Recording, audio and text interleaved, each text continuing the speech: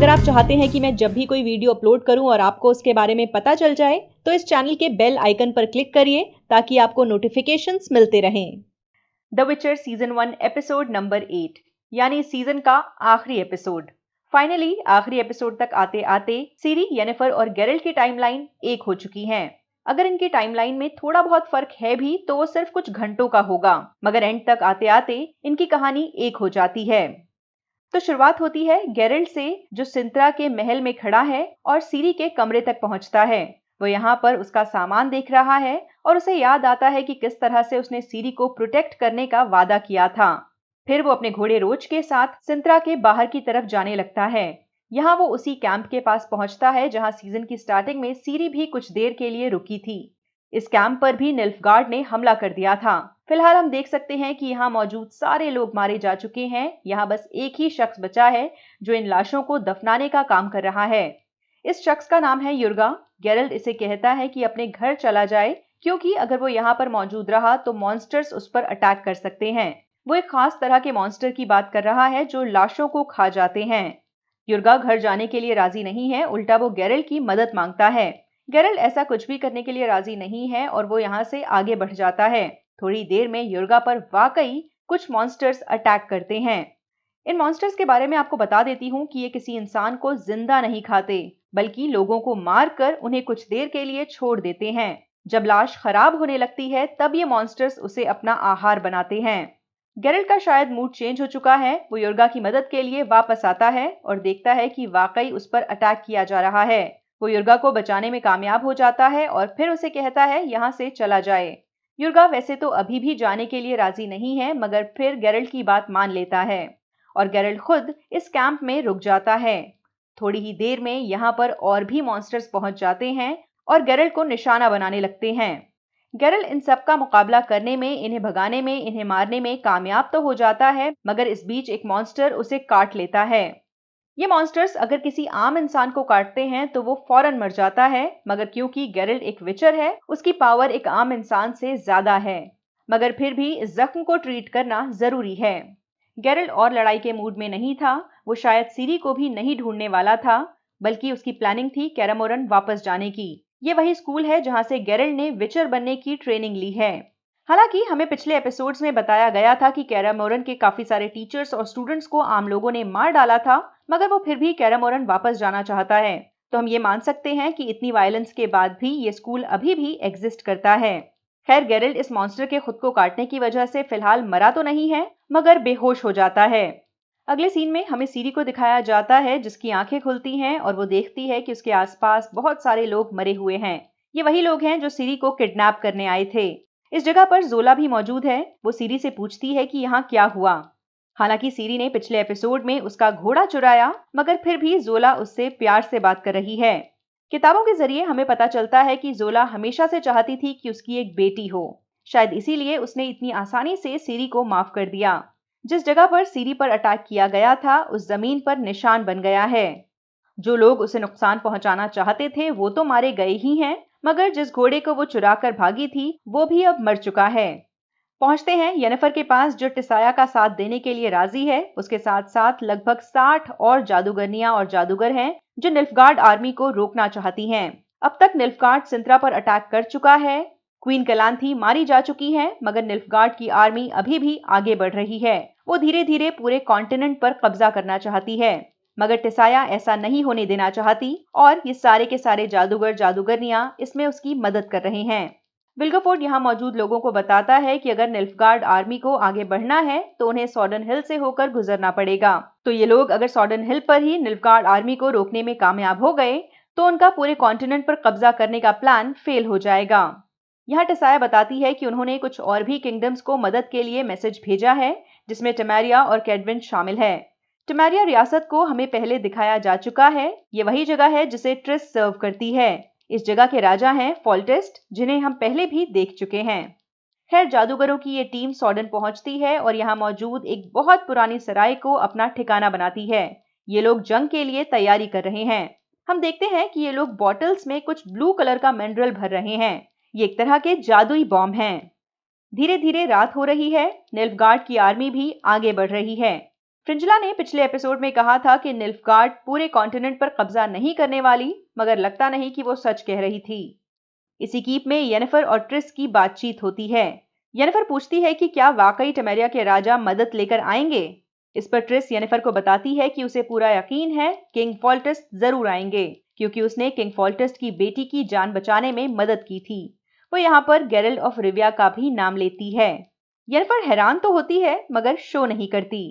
Tris की Gerald से दोबारा कभी मुलाकात नहीं हुई। वो कहती है कि मैं अक्सर सोचती हूँ किस्मत उसे पता नहीं कहाँ ले गई होगी। हम जानते हैं गेरल्ड इसके बाद येनिफर से मिला था और उसने येनिफर की जान बचाने के लिए एक जिन से दुआ मांगी थी कि वो येनिफर को कभी ना खोए। इस वजह से येनिफर और गेरल्ड की किस्मत भी जुड़ चुकी है। येनिफर अभी भी गेरल्ड को माफ नहीं कर पाई है। वो गेरल्ड को चाहती है मगर उसे लगता है कि ये फीलिंग्स असली नहीं है, ऐसा सिर्फ जादू की वजह से हुआ है। वो कहती है कि विचर्स अक्सर डिसअपॉइंट करते हैं। थोड़ी देर बाद उसकी टिसाया से भी बातचीत होती है। जल्द ही इन लोगों की एक बहुत बड़ी आर्मी के साथ जंग होने वाली है। ऐसे में टिसाया येनिफर से पूछती है कि क्या वो मरने के लिए तैयार है। येनिफर कहती है, मैं ऑलरेडी लगभग 3 जिंदगियां जी चुकी हूं। इस पर टिसाया कहती है, मगर तुम किसी से भी संतुष्ट नहीं हो। येनिफर का कहना है, मेरे पास पीछे छोड़ने के लिए कुछ नहीं है, मेरी कोई लेगेसी नहीं है, कोई परिवार नहीं। येनिफर को लगता है कि ये जिंदगी अब उसे और कुछ नहीं दे सकती। इस पर टिसाया उसे प्यार से समझाती है, तुम्हें अंदाजा भी नहीं है कि जिंदगी अभी तुम्हें क्या कुछ दे सकती है और तुम खुद जिंदगी को कितने तोहफे दे पाओगी। टिसाया के चेहरे पर मौजूद एक्सप्रेशन से लगता है कि वो वाकई येनिफर की बहुत परवाह करती है। हालांकि बीते सालों में इन दोनों के बीच बहुत बार नोकझोंक हुई है, मगर टिसाया येनिफर को उदास नहीं देख पा रही। अब पहुंचते हैं निल्फगार्ड रियासत के एडवाइजर्स के पास। यहाँ कहर और फ्रेंजुला मौजूद हैं। ये लोग भी सॉर्डन हिल के करीब पहुंच चुके हैं। यहाँ एक जनरल इन्हें बताता है कि सराय में अभी सारे जादूगर नहीं पहुंचे हैं, हमें उनका वेट करना चाहिए और फिर वहां अटैक करना चाहिए। फ्रिंजुला को इस बात से फर्क नहीं पड़ता। वो कहती है, हमारे पास भी जादू है, बल्कि वो सारे जादूगर जो टिसाया के साथ मौजूद हैं, उनके पास रूल्स हैं, रिस्ट्रिक्शंस हैं, मगर हम किसी बंधन को नहीं मानते, हम कैसा भी जादू कर सकते हैं। आपको याद होगा कि पिछले एपिसोड में भी इस बारे में बात हुई थी। ब्रदरहुड ऑफ सॉर्सरर्स की मीटिंग के दौरान टिसाया ने फ्रिंजुला को कहा था, तुम उन रास्तों पर चल रही हो जो यहाँ पर बैन हैं, जैसे काला जादू। तो हम समझ सकते हैं फ्रिंजुला की प्लानिंग है कि इस वॉर में वो काले जादू का इस्तेमाल करेगी। जिस तरह से टिसाया के पास अपने जादूगरों और जादूगरनियों की टीम है, उसी तरह से फ्रिंजुला के पास भी जादूगर और जादूगरनियों की एक बहुत बड़ी टीम मौजूद है। यहाँ इन लोगों को इस बात की जानकारी दी जाती है कि सीरी ने यहाँ पास में मौजूद युरुगा रिवर को क्रॉस कर लिया है। ऐसे में कहर अब और रुकना नहीं चाहता और वो सॉर्डन हिल को पार करके सीरी तक पहुंचना चाहता है। अगर आप आंद्रे सपोव्स्की की लिखी द विचर सीरीज की किताबें खरीदना चाहते हैं तो डिस्क्रिप्शन में दिए गए लिंक पर जा सकते हैं। इनफैक्ट अगर आप ऑनलाइन शॉपिंग के दौरान उस लिंक का इस्तेमाल करेंगे तो उससे वॉचरोस को सपोर्ट मिलेगा। अब चलते हैं सीरी के पास, जो जोला के साथ उसके घर में रह रही है। जोला का बेटा सीरी से बात करने की कोशिश करता है, मगर सीरी बात करने के मूड में नहीं है। जोला अपने बेटे को समझाती है कि सीरी को अकेला छोड़ दे, उसने पिछले कुछ दिनों में काफी कुछ बुरा देखा है।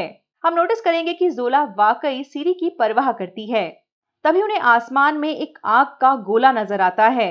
इन्हें अंदाजा होता है कि निल्फगार्ड आर्मी ने सॉर्डन हिल पर अटैक कर दिया है। वहीं सॉर्डन हिल पर मौजूद येनिफर की वक्त पर आंख खुलती है और वो इस आग के गोले को जादू से रोकने में कामयाब हो जाती है।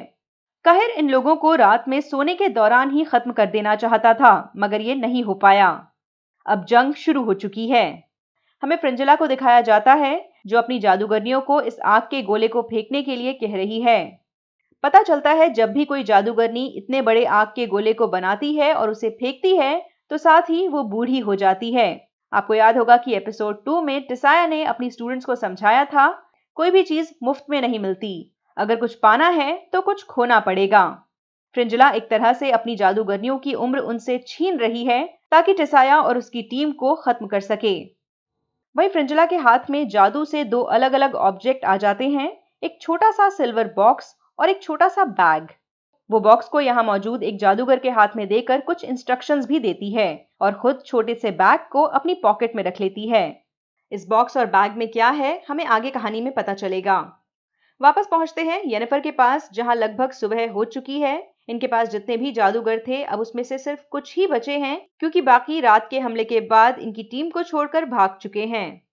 विल्गेफोर्ड का कहना है कि वो मदद के लिए बाकी आर्मीज का वेट नहीं कर सकते, उन्हें निल्फगार्ड के साथ लड़ने के लिए तैयार होना होगा। तभी हम देखते हैं कि यहाँ आसपास धुंध छा जाती है। इस धुंध को बनाने वाला है वो जादूगर जिसे थोड़ी देर पहले ही फ्रिंजला ने एक छोटा सा सिल्वर बॉक्स दिया था।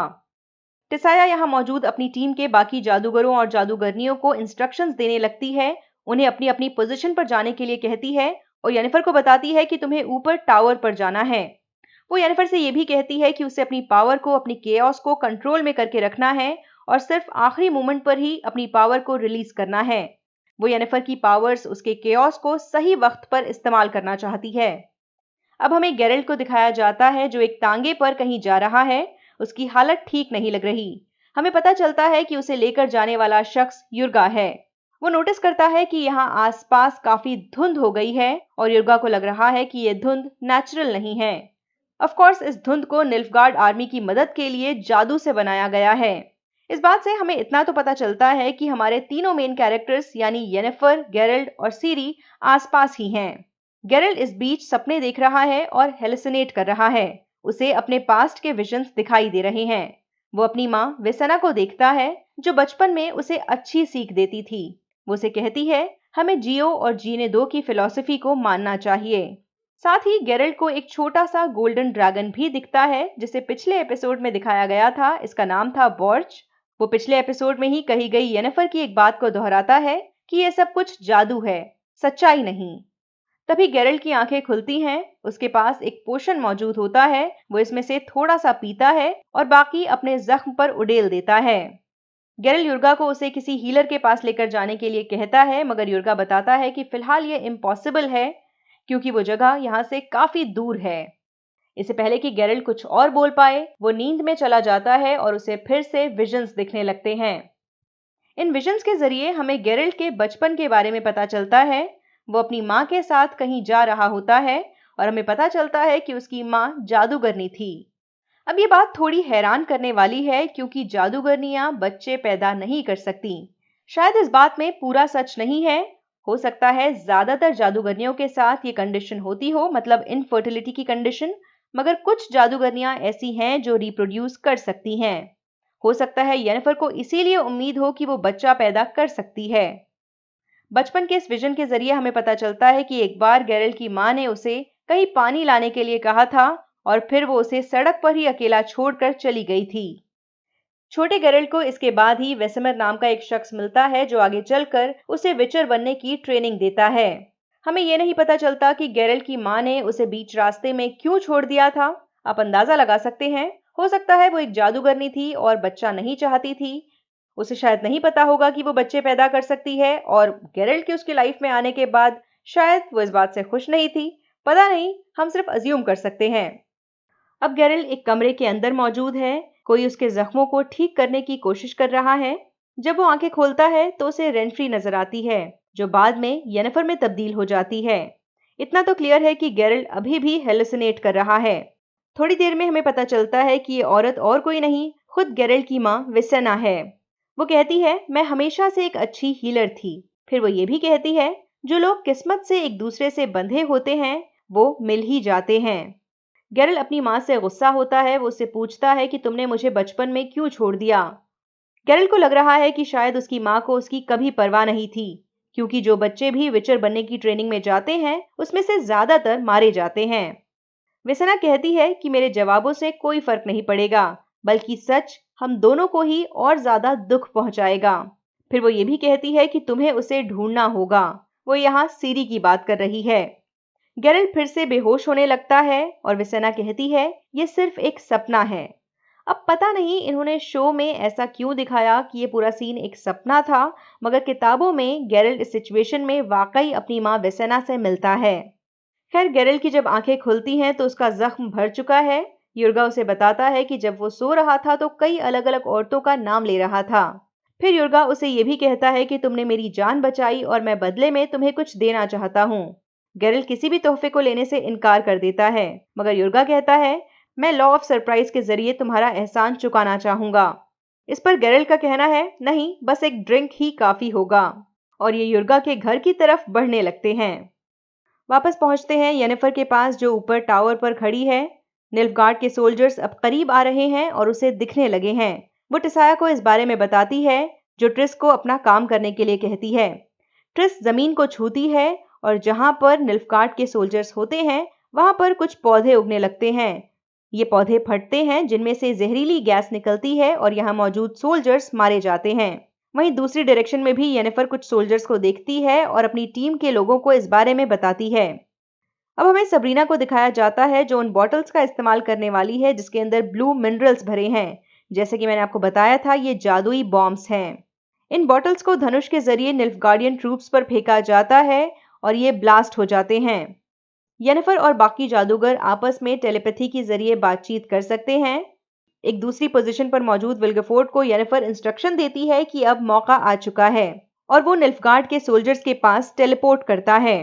यहाँ उसका मुकाबला कहर से होता है, जो उसे निहत्था करने में कामयाब हो जाता है। विल्गेफोर्ड जादू से एक दूसरी तलवार लेकर आता है। इस बार भी कहर अपनी तलवारबाजी का इस्तेमाल करके उसे फिर से निहत्था करता है और विल्गेफोर्ड फिर से जादू का इस्तेमाल करता है और नई तलवार ले आता है।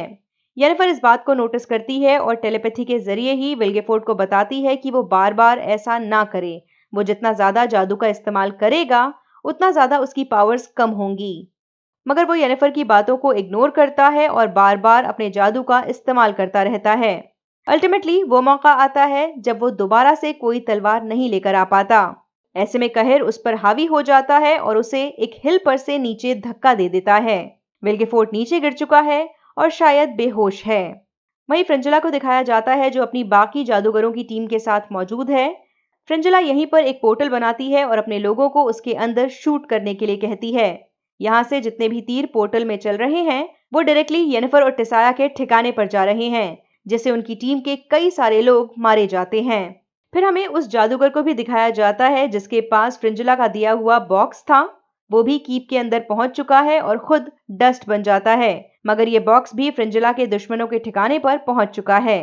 थोड़ी देर में इसके अंदर से कुछ कीड़े जैसा निकलने लगता है। वहीं टिसाया फ्रिंजिला के पास पहुंचती है। वो उसे रोकना चाहती है। वो उसे कहती है कि जो कुछ भी तुम कर रही हो वो बहुत गलत है। तुम चाहो तो अभी भी ब्रदरहुड ऑफ सॉर्सरर्स में वापस आ सकती हो। मगर फ्रिंजिला इसके बिल्कुल भी मूड में नहीं है। वो टिसाया को बताती है कि उसने अपने जादू से स्केलिगे की 50 शिप्स को डुबा दिया था। पिछले एपिसोड में हमें दिखाया गया था कि क्वीन केलांथी निल्फगार्ड सोल्जर से मुकाबला करने के लिए तैयारी कर रही थी। हमें पता है कि किंग ईस्ट स्केलिगे के रहने वाले थे और उन्होंने मदद के लिए अपनी रियासत से 50 शिप्स मंगाई थी। स्केलिगे से आने वाली इन 50 शिप्स में सोल्जर्स के साथ साथ जंग के लिए बहुत सारा जरूरी सामान भी मौजूद था। इन शिप्स को डुबाकर फ्रिंजिला ने सिंत्रा की साइड काफी कमजोर कर दी। ये सब सुनने के बाद भी टिसाया फ्रिंजिला को समझाने की कोशिश करती है, मगर इस बार फ्रिंजिला अपने पास मौजूद उस छोटे पैकेट का इस्तेमाल करती है। इसके अंदर डिमेरेडियम पाउडर था। मैंने आपको बताया था कि डिमेरेडियम उस तरह का मेटल होता है जिससे जादू को कंट्रोल में किया जा सकता है। इस मेटल से हथकड़ियां बनाई जाती हैं और अगर उन हथकड़ियों से किसी जादूगर को बांधा जाए तो वो जादू करने में नाकाम होगा। तो फिलहाल इसी मेटल का पाउडर टिसाया पर उछाला गया है। मतलब ये हुआ कि टिसाया फिलहाल जादू नहीं कर पाएगी। निल्फगार्ड के सोल्जर्स धीरे धीरे करीब आ रहे हैं और येनिफर बाकी जादूगरों को भी वापस सराय की तरफ आने के लिए कहती है, मगर इनमें से कुछ मारे जाते हैं। वहीं ट्रिस भी सोल्जर्स को रोकने की पूरी कोशिश कर रही है, मगर नाकाम होती है और खुद बुरी तरह से जल जाती है। वहीं इस जगह पर सबरीना कुछ अलग सा बिहेव कर रही है। वो यहाँ मौजूद 2 बच्चों को वो बॉटल्स पकड़ाती है जिसके अंदर जादुई बॉम्ब है। ये बच्चे इन बॉटल्स को लेकर उस टेबल के पास जा रहे हैं जहां पर बाकी बॉम्ब्स रखे हैं। वहीं सबरीना ऊपर टावर के पास पहुंचती है और येनिफर पर वार करती है। येनिफर को समझ में आ जाता है कि सबरीना के साथ कुछ तो गड़बड़ है। उसे सबरीना के कानों में कुछ कीड़े नजर आते हैं। ये वही कीड़े हैं जो उस बॉक्स से निकले हैं। तो बेसिकली इस बॉक्स में मौजूद कीड़ों के जरिए फ्रिंजिला टिसाया की टीम के कुछ लोगों को काबू में कर लेती है। वहीं नीचे जो 2 बच्चे थे जिनके हाथ में जादुई बॉम्ब थे, वो इन्हें उस जगह पर उछालते हैं जहां बाकी बॉम्ब्स रखे थे, जिस वजह से एक बहुत बड़ा एक्सप्लोजन होता है। यानी येनिफर का बेस ही अब तबाह हो गया है। एक्सप्लोजन की वजह से टावर बुरी तरह से हिलता है और येनिफर और सबरीना नीचे गिरते हैं। येनिफर अपने जादू का इस्तेमाल करते हुए खुद पैरों पर लैंड करती है, मगर सबरीना गिर जाती है। येनिफर जब सबरीना के पास आकर उसे चेक करती है तो अब वो फ्रेंजुला के असर में नहीं है। उसे एहसास होता है कि उसने खुद अपनी टीम को नुकसान पहुंचाया है और वो माफी मांगती है। येनिफर अपने बाकी साथियों और टिसाया को ढूंढने के लिए आगे बढ़ रही है। वो टेलीपैथी के जरिए इन सब से कांटेक्ट करने की भी कोशिश कर रही है, मगर कोई भी जवाब नहीं देता। सिर्फ एक ही आवाज वापस आती है, फ्रेंजुला की। कहती है, अगर तुम निल्फगार्ड रियासत को ज्वाइन कर लोगी तो इसमें तुम्हारा बहुत भला होगा। तुम एक लेगेसी पीछे छोड़कर जा पाओगी और बहुत ज्यादा ताकतवर हो जाओगी। हम जानते हैं येनिफर बार बार लेगेसी की बात करती है, अपना नाम बनाने की बात करती है, मगर फिर भी वो फ्रेंजुला की बातों को इग्नोर करती है और टिसाया को ढूंढना जारी रखती है। वहीं विल्गेफोर्ड को होश आ चुका है। वो भी जंगलों में भटक रहा है। यहाँ पर पास में वो बहुत सारे निल्फगार्ड सोल्जर्स को मरा हुआ देखता है और साथ ही अपनी ही टीम के एक मेंबर को भी। मगर वो इस जादूगर की मदद करने की जगह उल्टा उसे मार डालता है। ओके, तो जो विल्गेफोर्ड इतनी देर से टिसाया की टीम में शामिल था, उसके दिमाग में शायद कुछ और ही प्लान था। क्या? फिलहाल हमें नहीं पता। हर तरफ तबाही मची हुई है और येनिफर ने इस बीच टिसाया को ढूंढ लिया है। टिसाया काफी कमजोर हालत में है। उसके ऊपर अभी भी डिमेरेडियम मेटल का असर है और वो जादू नहीं कर पा रही। येनिफर टिसाया को इस हालत में देखकर काफी इमोशनल हो जाती है और फाइनली वो बात कहती है जो उसने पहले कभी नहीं की। वो उसे बताती है कि सालों पहले आपने मेरी जिंदगी बचाई। हम जानते हैं कि येनिफर जिस घर में रहती थी, उसे वहां पर काफी अब्यूज किया जाता था। उसकी कोई इज्जत नहीं थी, कोई वैल्यू नहीं थी। मगर टिसाया ने उसकी कीमत को समझा और उसे अर्तुजा लेकर आई। उसने यहाँ पर येनिफर को उसका जादू कंट्रोल में करना सिखाया। उसने येनिफर को ट्रेन किया। येनिफर एक तरह से टिसाया का शुक्रिया अदा कर रही है और बदले में टिसाया कहती है, अब तुम्हारी बारी है। वो कहती है, इस कॉन्टिनेंट को बचाना ही तुम्हारी लेगेसी होगी। टिसाया उसे कहती है कि अपने सारे दर्द को, अपने सारे दुख को याद रखना और फिर अपने केओस को एक्सप्लोड होने देना। ये वही टिसाया है जिसने आज तक येनिफर को अपने केओस को कंट्रोल में रखने के लिए कहा था, मगर अब वो उसे समझा रही है कि केओस को फ्री करने का वक्त आ गया है। येनिफर टिसाया की बात को फॉलो करती है और अपने केओस को बाहर आने देती है। वो फायर मैजिक का इस्तेमाल करते हुए यहाँ मौजूद निल्फगार्ड आर्मी को खत्म कर देती है। आखिरी मोमेंट पर यहाँ किंग फोल्टेस्ट अपनी आर्मी के साथ पहुंचते हैं, जो बाकी बची कुची निल्फगार्ड आर्मी का मुकाबला करेंगे। इस जंग में आगे क्या होगा शायद हमें अगले सीजन में पता चले। फिलहाल सीरी के पास चलते हैं, जो जोला के घर में मौजूद है। जोला यहाँ पर सीरी का ख्याल रख रही है। वो उसे कहती है कि तुम्हें परेशान होने की जरूरत नहीं है, निल्फगार्ड की आर्मी यहाँ नहीं आएगी। फिर वो ये भी कहती है कि उसे लग रहा है कि जैसे सीरी का उससे मिलना तय था। उसके पास सब कुछ था, बस एक बेटी नहीं थी, मगर उसे बेटी के रूप में अब सीरी मिल चुकी है। वहीं सीरी को अपने सपने में टिसाया और गेरल्ट नजर आते हैं। ये दोनों ही येनिफर को पुकार रहे हैं। सीरी अपनी जिंदगी में ना तो पहले कभी गेरल्ट से मिली है, न टिसाया से, मगर यहाँ पे जो इवेंट वो अपने सपने में देख रही है वो हुआ है। टिसाया वाकई येनिफर का नाम पुकार रही थी, हालांकि गेरल्ट अपने सपने में था। वो सपने में येनिफर का नाम ले रहा था। मगर सीरी को जहां एक तरफ टिसाया की सच्चाई नजर आ रही है, वहीं गेरल्ट के सपने भी दिख रहे हैं। सीरी की जब आंखें खुलती हैं तो उसे अपनी नानी की कही बातें याद आती हैं कि उसे गेरल्ट ऑफ रिविया को ढूंढना होगा, वही उसकी डेस्टिनी है। सीरी को एहसास होता है कि वो जोला के घर में जिंदगी नहीं बिता सकती, बल्कि उसे अपने रास्ते पर आगे निकलना होगा ताकि गेरल्ट को ढूंढ सके। वहीं युर्गा गेरल्ट के साथ अपने घर पहुंचता है और हमें पता चलता है कि जोला उसकी पत्नी है। युर्गा अपने घर को और अपने फार्म को सेफ देखकर खुश है। वहीं जोला उसे बताती है कि मुझे जंगल में एक बच्ची मिली। गेरल्ट ये बात सुनकर चौकन्ना हो जाता है। उसे रेनफ्री की प्रोफेसी याद आती है। उसने उसे कहा था कि तुम्हें जंगलों में एक बच्ची मिलेगी। गेरल्ट फौरन पास के एक जंगल के अंदर चला जाता है और सीरी को ढूंढने लगता है। वहीं सीरी को भी एहसास होता है कि शायद गेरल्ट आसपास ही है।